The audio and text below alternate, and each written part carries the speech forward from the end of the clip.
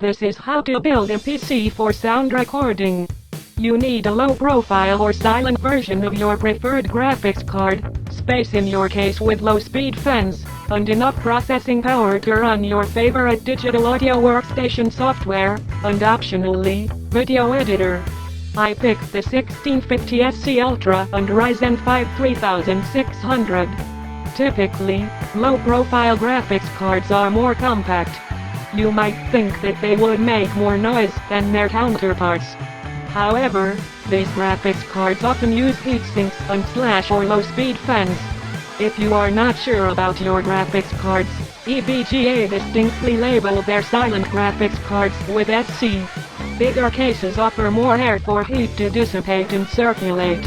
I achieved this by getting a mid-tier case for a micro motherboard.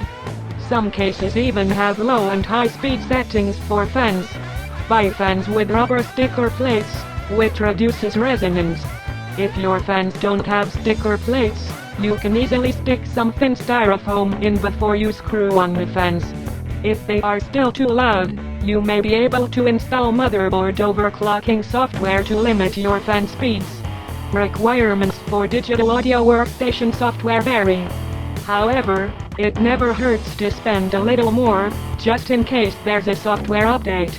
These are the areas you have to consider for your audio recording workstation.